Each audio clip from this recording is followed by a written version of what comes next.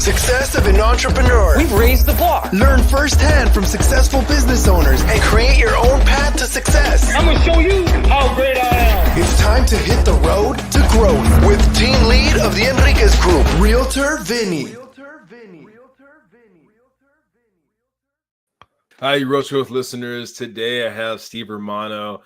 He's a friend of a friend, podcast host, and we're talking about kind of the idea of his podcast, and it really has a lot of similarities to here, where we're trying to spread the word that not everything is like you see on social media. And I know there's other platforms that talk about that.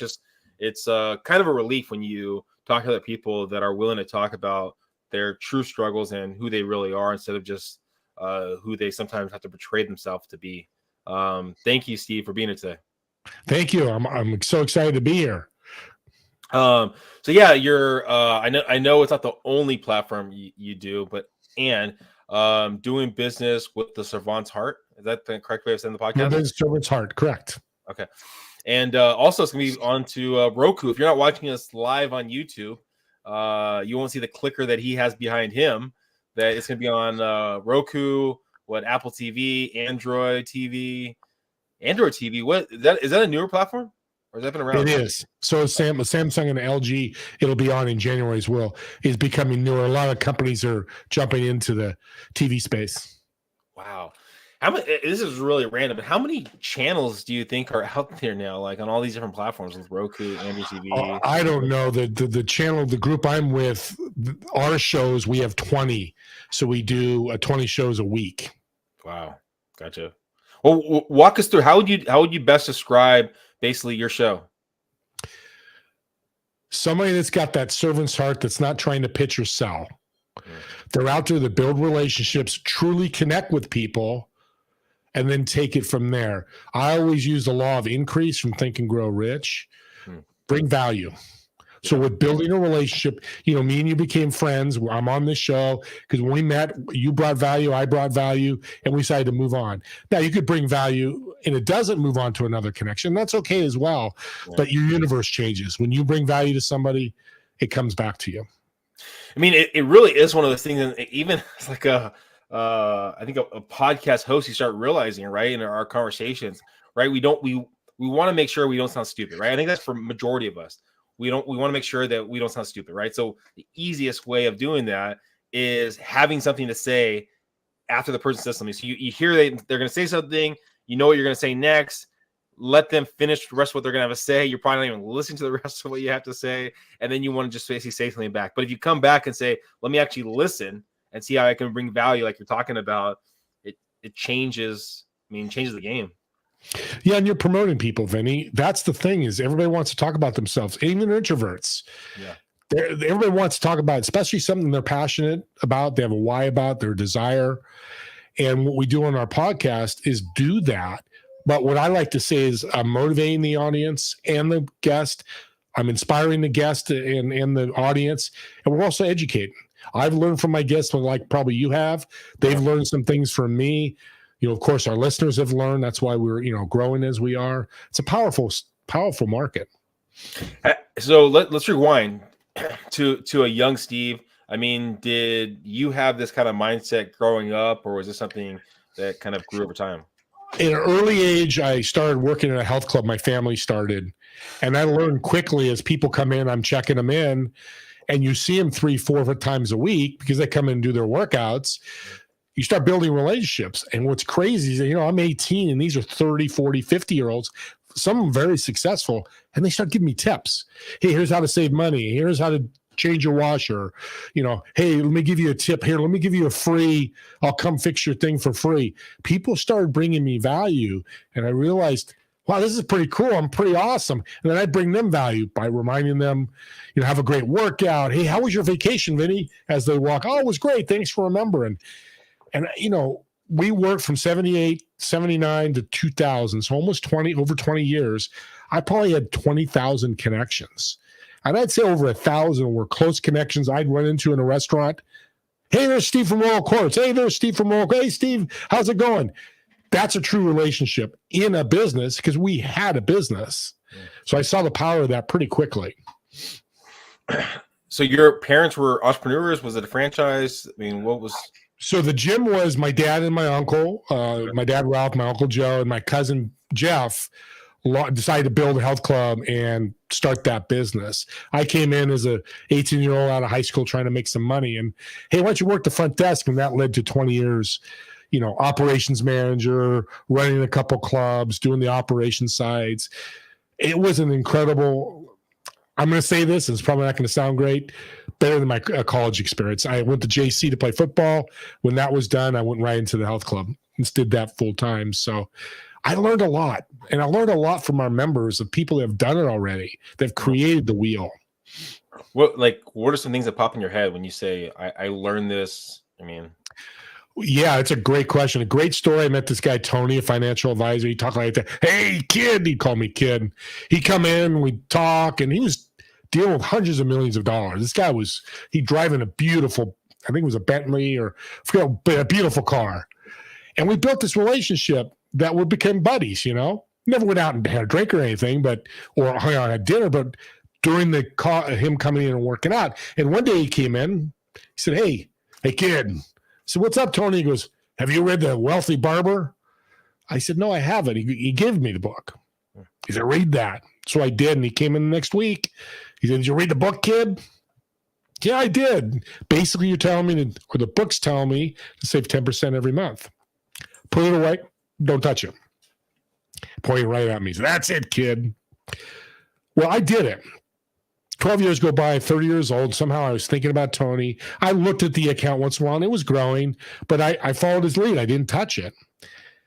At 30 years old, 12 years later, by the way, this is 79, so I was making $6 an hour, $4 an hour. I had $58,000 in there, compounding, growing. Yeah. So what I was excited. I mean, so I knew Tony. I called him. I said, Tony, hey, thank you. I want to tell you I got $58,000 in that bank account. And he never forgot the story because he used to ask me all the time, hey, you saving? I'm saving. He goes, oh, that's great, kid. Most people don't listen to me. Guys lost millions of dollars thinking they knew what they're talking about. You did. I said, Tony, I want to do a favor. I want to, give you $1,000. You're not going to give me any money. My reward was you listened to me and took my advice. And I learned value. He brought me value. Didn't ask for anything back then. Didn't ask for anything then. I'm sure he ended up multiple $1 million retiree because his universe changed. I'm sure he didn't do that with me. He did that with many people.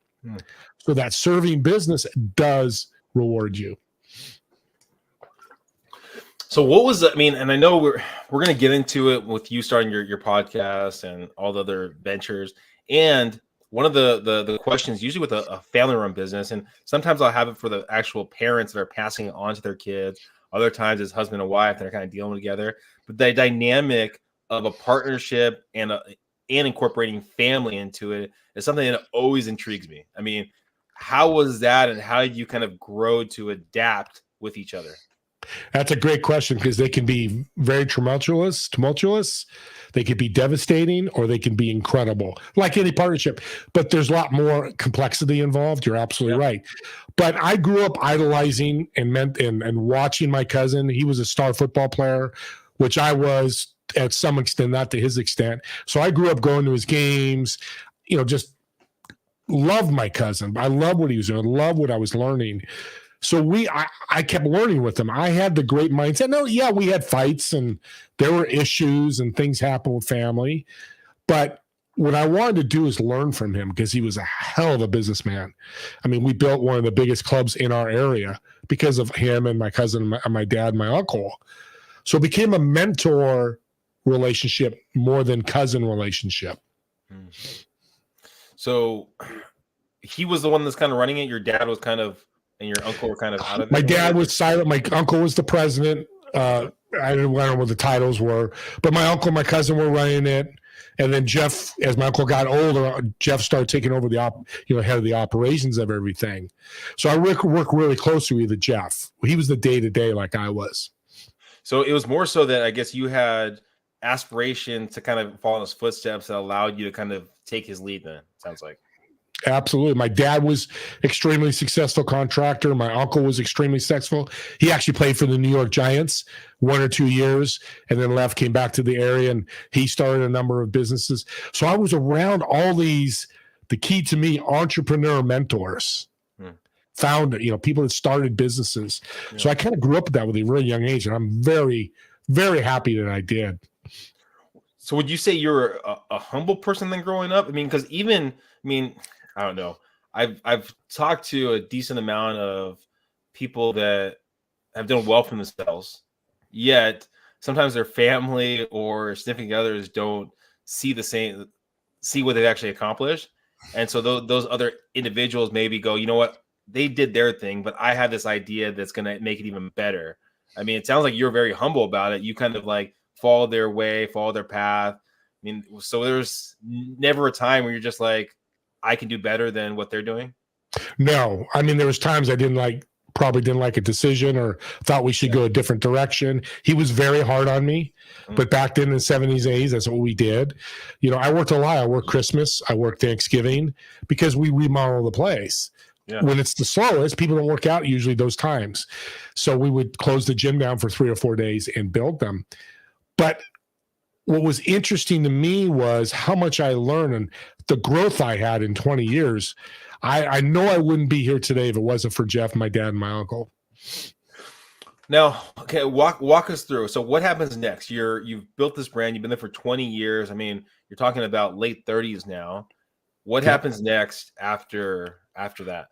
So we sold the company. What we did was, we had enough of Christmases then. It was a lot of work. Loved it.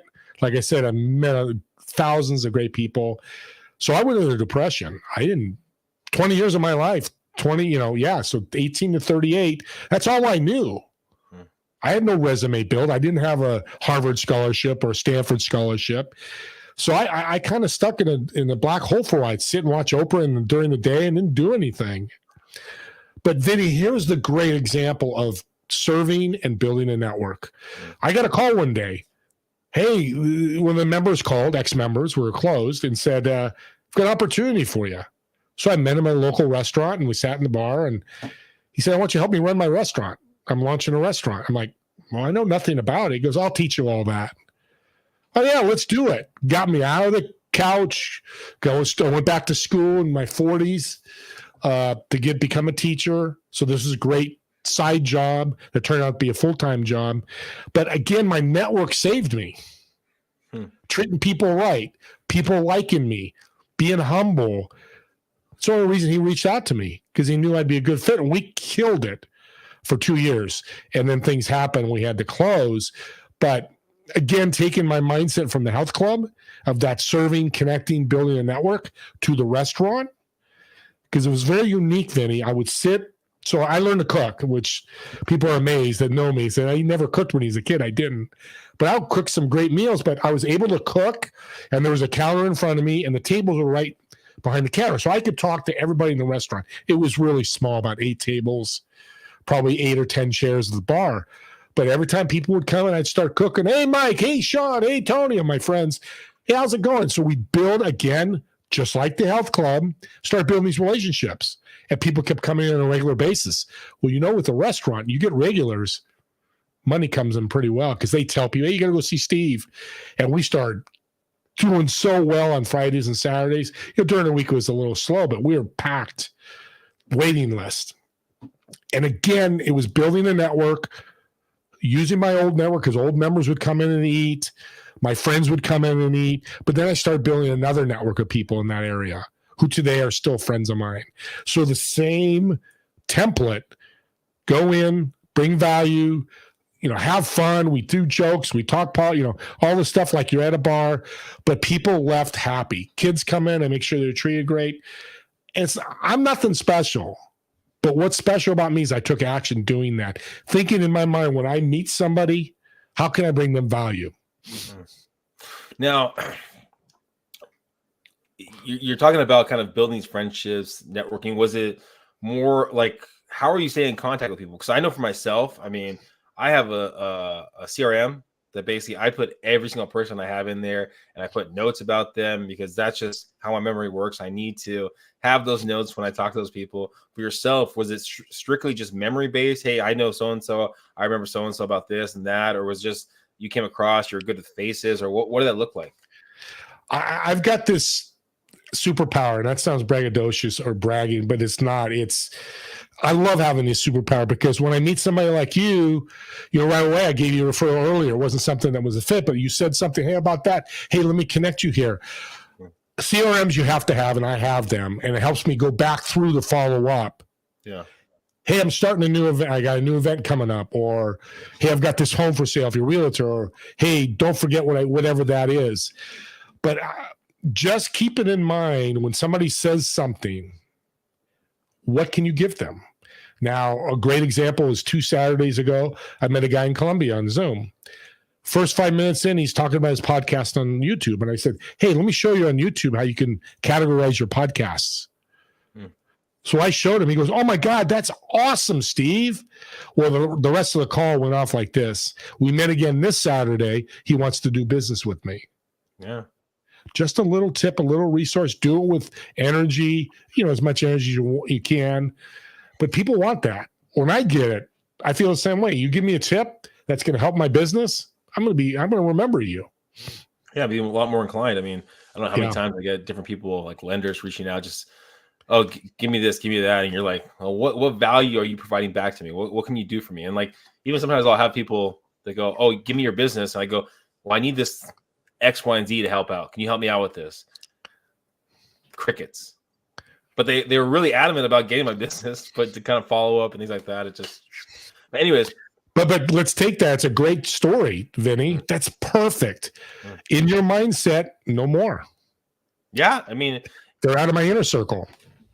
This is a totally different. Have you ever seen the movie Bronx Tale? Yes. Oh yeah. Yeah, Bronx Tale. It's one of the things I just remember from that movie where the guy's chasing after him for a couple of dollars and all the time, and then finally he tells him, he goes, "What are you doing? It's $6 to learn or whatever it was." That he's not a person that you want in your network. You got off easy, yeah. So. That's a great analogy. Exactly it. We don't follow it because we're so desperate and fearful right now.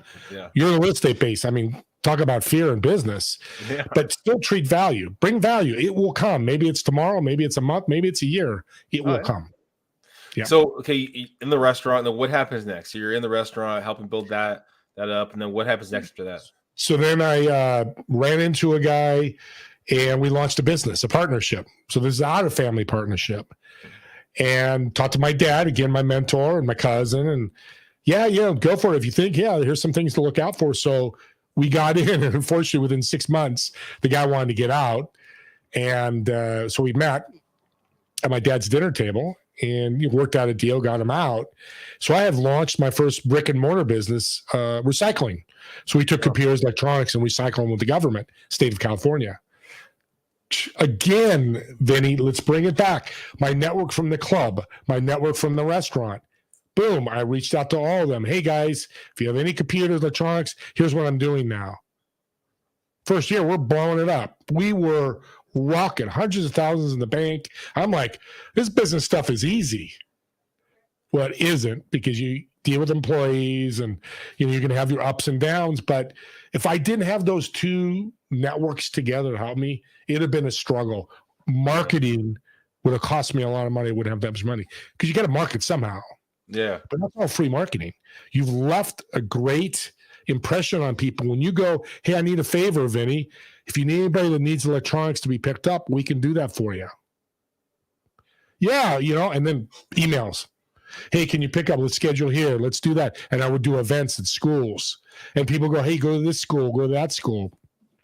Where we pick $1,000 worth of electronics for us in one Saturday. So I'm blessed. Now, unfortunately, that business came to when the government was paying, they stopped paying. State of California changed the rules, and again, went to Jeff and my dad, my mentors, and said, hey, I don't want to close this. I got 2 employees. They go, they'll be okay. You can't keep running like this, because if you can't pay their checks, you're screwed them even more. because now they've been working and I get paid for the time. Let them go. They'll find their way. And it worked out that way. I talked to them about a year later and they were doing well. Actually, I think they started their own company, which was great. Oh, wow. So that basically door shuts. What goes on after that? So there's network marketing. I was dabbling in it. So I started full time because I never wanted to work for somebody. My dad really sunk in my brain entrepreneurship, own your own business, having your own hours. He'd come watch me play football, go back to work, baseball, whatever, all his sons and daughters. So I just started doing network marketing. I delved in that, was successful in some stuff. Some I was not successful at all. But again, building another network. And then the podcasting thing came on. And it has been a revelation to my life. What are something, because most of the stuff has been, face to face, right? For the businesses that you're in. Now with the podcasting, you're talking about all these different platforms, technology. Did you have a background in it? Was it simply basically someone's helping you learn it, or what? How did that transition happen for you? Again, universe being, giving you an opportunity. I play softball on Thursdays and we played against Zoom, the company team. And the vice president one day, this is probably 9-10 years ago, he said, "Hey, have you heard of Zoom?" I said, "Just playing, you guys. I know nothing about you." He goes, "What's your email? Let me see your link. I want you to play with this product we have. It's called Zoom. You go on video." Yeah, sure. Man, the first 2 meetings I did, Vinny, it was like, this is a blessing. I'm not driving to see anybody.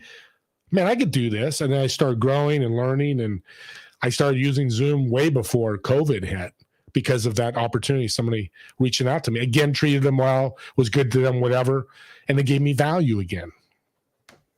So walk us through that. So how does the Zoom kind of the meetings turn into a podcast? Well, I was good with people because I started running networking groups. Yeah. I've been doing those for 10 years. So back to 13, 14. So then we started doing the virtuals with the Zoom, especially when COVID hit. And I realized people were really engaged with me. I'm like, man, I'd love to start a podcast. I'll DIY it. I'll jump on YouTube. I'll figure it out. But I'm like, every time I'd start, too much time. And then I ran into Pantheon Group, Pantheon FM, in October of last year, and met with Kyle. And we just talked about changing the world with business thought leaders, people that want to make an impact. I'm like, I'm all in. It's been my goal my whole life. So I remember the first day, October 2nd, I think it was, and we're in our meetings as we go over podcasts. And I asked Josh, I'm fired up to do this. What do I do tomorrow? He goes, get your phone, get your computer. Don't care what kind of equipment you have. Just start recording content. Find a title and all that, but record content and you'll grow. And it's exactly what happened. How I do it today is so much different than my first show in October of last year. When did it start becoming profitable where you're actually making money? Because there's a lot of content out there, right? So learning actually how to monetize it could be a difficult thing for a lot of us. The secret sauce that I teach, that I learned from Josh, now my partner, I work with him in Pantheon and we do things, is leveraging your guests. Again, using the 3 stories I told you about the club, the restaurant, and the recycling company. I'm doing that with my guests. I get a guest on my show. We get started, learn about each other, maybe laugh, get to know each other. We do a great show, so I'm promoting them. Well, they're fired up because we're talking about them. Yeah. And then when you get done, I fire off value. Like one day I give her 12 referrals. She's like, "Oh my God, Steve, this is amazing. How can I help you?" Now, you used to hear that question. I'd go, "I'm good, Jan. I don't need anything." And I learned from very successful businessmen, you just shut your door. You got to receive those gifts. Give them what they're asking, because when you give to somebody and you don't take back, you're making them feel like takers because she took 12 referrals, but she can't help me. Most people, not all, but most people will not be good with that. And that's been my problem for 10 years was, man, I'm giving so much value, but my income's not changing. It's going up a little bit. I've got this big network, but I wasn't making money. Now with the podcast and doing that, I've got opportunities coming to me, partnerships, coaches. One of the listeners signed up with him. He pays me an affiliate fee, a couple thousand. The opportunities are growing and ever growing. I had a billionaire reach out to me that wants to do a podcast and work with me, pay me thousands of dollars. Oh, wow. All one thing that's always the constant is the podcast.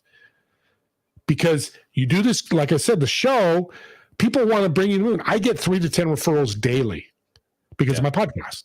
Yeah. Some are guests, you probably you too. But hey, you know, I got this, and hey, you need to meet Steve. He's great. We can only grow our network by meeting people. If you meet one person a month, how much is your network going to grow? If you meet one person a day, how much is your network going to grow? Your network's your net worth. And I've proved that over these years with those stories I said previously. Well, if you looking back at kind of where you came from and where you are today, what do you see like the biggest hurdle that you've had to kind of work through to kind of get to this point? I love this question. This is a great question. Shut up and listen. I would shut up, but I wouldn't listen. I'm like, people say, hey, you know, you need to listen. So you shut up, but then you listen like this. You know, if you're on video and you can see this, and we've been to Zooms where people go black or, you know, they're writing whatever. They're not paying attention, being aware. Yeah. So my mantra is shut up and listen, bridge that gap, shut up and really listen to what Vinny's saying. Yeah. And guess what? When you listen like that, then your mind goes, okay, they're looking for a plumber. Great. I know 2 plumbers here. Or I'm looking for a realtor. Oh, I got to have them talk to Vinny. The other thing is asking questions. Yeah. I mean, and I think the difficult part sometimes is reminding yourself to actually be curious, right? I mean, that's one of the things for the podcast, right? I mean, I've talked to people and I was like, oh my gosh, this person's so boring, right? And then I think about it later on, I'm like, you know what? Was I really asking the right questions? Did I find something that I was very intrigued about in their story and kind of dive deeper in there? And that's, I think, a difficult part for a lot of us, right? It's like, if you're not getting that instant gratification of something that's exciting, or they're not portraying in an exciting manner, right? You go, ugh. But you have to find something that you can be curious about, or like you said, something you can give value to. I love that. Curiosity is a great thing for us humans because we love that. We're always curious. And a tip for that I do is I listen or ask their passions before the show. What are you excited about? Like I just had this morning on my show, a guest who owns a soccer team in Spain. Oh, wow. Extremely passionate about it. I love sports. I'm not a big soccer fan, but I knew his team, and you know, Wrexham, the big Wrexham, we talked about that. Once I delved into his, I mean, this guy sold 6 companies. He's got more money than we can imagine, but he became humble to me. And I think he is anyways, but we really connected because we talked about the soccer before the show. That was his passion. And we talked about it during the show because I was truly interested. You know, you're an American from North Carolina and you're in Barcelona, Spain, owning a soccer team. It's quite different. Yeah. And it turns out to be a great show. And they will keep talking about their passions for a long time. Yeah, that's an interesting one right there. Passion. That's what the passion is. So Steve, if we were talking in 5 years from now, where do you see yourself and your brand going? Well, I see my TV show going to Netflix. I see my podcast with over 10 million followers. I hope to start a nonprofit for children and enough abundance or money in that respect that I can help more people. That some of my guests I have on my show, like Knack, who I had on earlier, he's giving back, which I don't see a lot. And I don't know everybody that's successful, but I know when I become successful, that'll be my ultimate goal. I'm going to give you free stuff, free things to help you, give you tips, resources to be available. Now, of course, you can't be available all the time, but making yourself available to able to help people and serve people. Yeah. It's a powerful thing. Well, thank you so much, Steve, for being here. If people are listening and they're looking to get more information about you, the podcast, when it gets on to Netflix, everything like that, what's the best way of them staying in touch? Yeah, I've got a link, my digital business card, infone.co/podcast, INPHONE.co/podcast. And I'm going to just one last question. Yeah. If you could talk to your younger self, the one that just got hired at your uncle and your dad's business, is there a piece of advice that you would give to that person? Two things: the shut up and listen. I wish I did it back then. I'd be a multimillionaire. Seriously. I mean that with all my heart. I'm not, because I just didn't. And the second thing is find mentors and listen to them. Coming back to the listen, find somebody like I did during the health club days, somebody that can give you some resources. And the third thing is build a network. Start connecting with people. Just connect. Don't sell. Don't pitch. Don't have them sell or pitch. Just connect like you would if you're married out there. Think about your first connection with your wife or your husband. I call it a business marriage. One of the things that someone told me once was like, if you meet someone that has talent, is you have to kind of look at them and go, one day either I'm working for you or you're working for me, right? And like just having that idea of someone that you like, that you can really relate to, or that you think highly of, make sure you make a conscious effort to be around them. It's a great point. The other thing I would add, and thanks for adding that, be in rooms of people more successful than you. Yeah. Be the low man on a totem pole. And add to that, be very humble. Don't start pitching your stuff. Don't start telling you're the greatest. Don't bring no ego in, because they're way above you. Yeah.